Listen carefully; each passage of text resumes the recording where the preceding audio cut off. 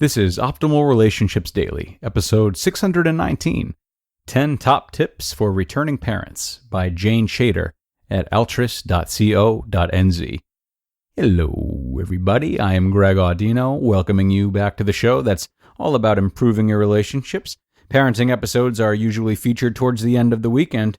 It is Thursday, so alas. Today I am here to share Jayne Chater's tips with parents who are transitioning back to work.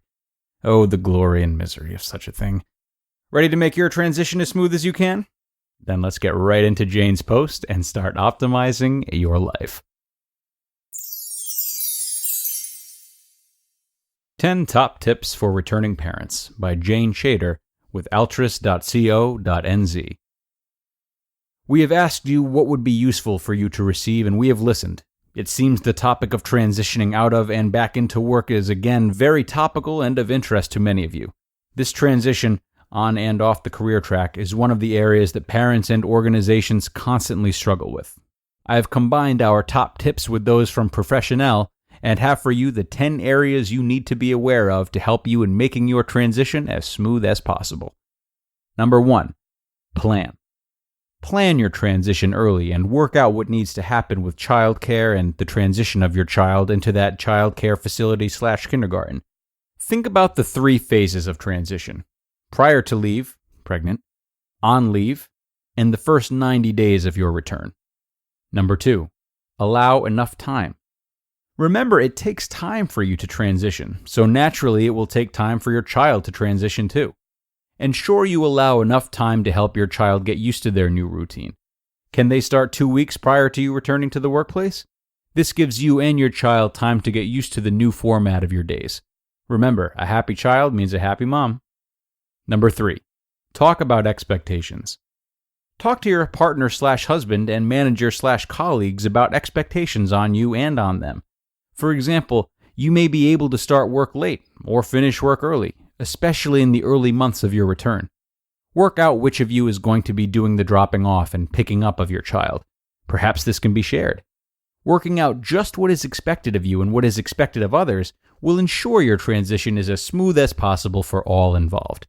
The key is to keep communicating with your managers so they are not left in the lurch.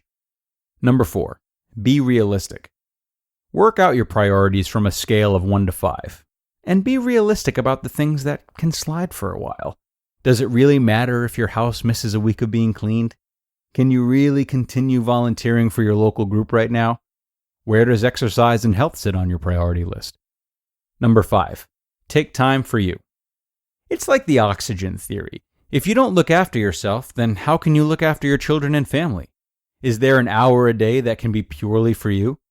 If so, carve it out and schedule it into your diary so that it happens.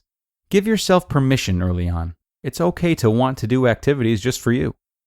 Number 6, delegate where possible. Outsource. Get a cleaner. If you work, chances are you can afford a cleaner even if it means less coffees. Seriously, delegate where possible. Cooking, cleaning, gardening. Don't try and do it all. Au pairs are more acceptable these days and really change some mothers' lives. Divvy up jobs so your partner can help out more at home. Make your partner a real partner. Number 7, build your mom support networks. Not only build these networks, but invest and nurture them. Even if you're busy, they will be ones that pick up the kids when you're stuck, who will make meals for you when someone's sick, and who will give you that nurturing when you need it. These are the relationships that stick. Number 8, build your professional resilience. Many moms feel quite lonely when it comes to the struggle of the juggle, especially if their friends are stay-at-home moms. Go to networking events to meet like-minded working moms. These are different and special friendships which are really just yours. These women will provide you the balance and perspective which will help build your resilience for many years to come as your positions get more complex, and so will your kids' needs. Number 9, actively build your confidence. Build and sustain your confidence by investing in yourself. The biggest problem for moms returning to work is the loss of confidence, and it happens so fast. Go on parental leave with a plan on how you will keep building and sustaining it.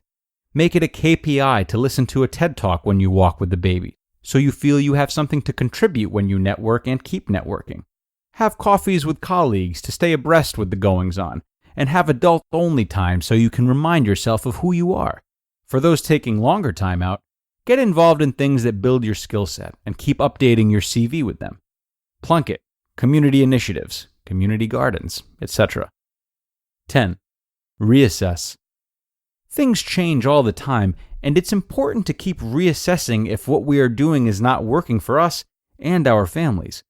It's okay to change our mind about our situation or our children's situation. If it's not working, change something and start again. Don't be afraid to talk the problems over with someone you trust personally or professionally. With more and more mothers returning to work, most forward-thinking organizations are prepared to offer flexible working arrangements to hold on to good talent. Be prepared to be creative with how you work both at home and work. You just listened to the post titled 10 Top Tips for Returning Parents by Jayne Chater with altris.co.nz. Thank you for that one, Jayne. That would be 2 posts in a row by my count that highlight both the wonder and reality of change. I think that was a great note for Jayne to end on. When we're really taking deliberate steps towards anything so as to help it go as smoothly as possible, steps like the ones Jayne mentioned in 1 through 9, it's really easy to get attached to the process of taking steps, the outcomes we expect of them, etc. But equally as important as these systems is the fact that they need to change as life changes. So we mustn't be too rigid with them. We mustn't let them become too much of a part of our identity, even when dealing with something as important as the well-being of our children.